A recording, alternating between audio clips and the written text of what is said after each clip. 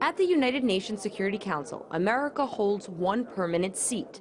But when it comes to weapons, the world's largest arms exporter is often seen as sitting on two chairs. They say there isn't an international embargo on arms preventing them from doing that. That is a fact. But that doesn't change the immorality of supplying a dictatorial regime that is killing its people in massive numbers every day. And we are deeply concerned about that. As U.S. officials continue publicly scolding countries over relations with Syria, critics say the accusations are being thrown from a tremendous glass house. The U.S. is hugely hypocritical in this regard because they've long been the largest arms dealer, and most of those weapons that the U.S. has sold historically, more than $400 billion worth since the 1960s, have gone to the Middle East, and you can't argue seriously that it's made that region any more stable. In the past few years, nearly 50% of U.S. weapons exports have been flowing to the Middle East.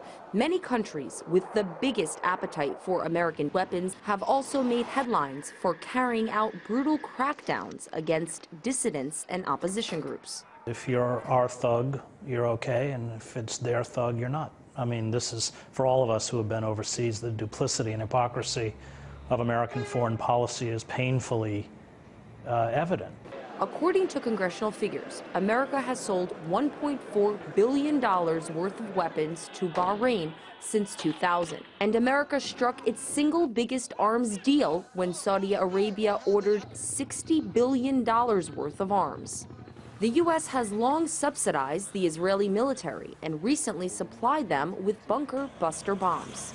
Experts say this strategic arming of Middle Eastern countries is aimed at Iran and extending U.S. dominance in the region. The deal that is going on right now is a massive build-up against Iran. It's not at all about, you know, human rights issues, and it's all about some geopolitical games. FBI whistleblower Sybil Edmonds has accused America of playing particularly dirty while leading a campaign for regime change in Syria. It's not some kind of a simultaneously uprising situation where people are rebelling and then suddenly they are mysteriously armed, and mysteriously arms are being smuggled into Syria from Turkey. Well, who's providing these arms? Nobody's asking in the U.S. media. Well, these are U.S. arms shipped to Turkey.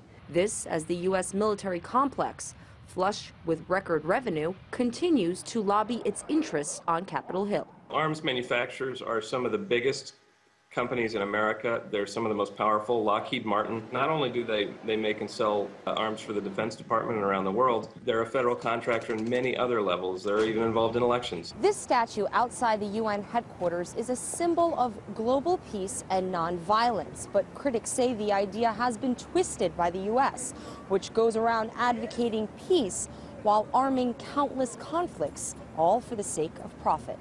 Marina Portnaya, RT, New York.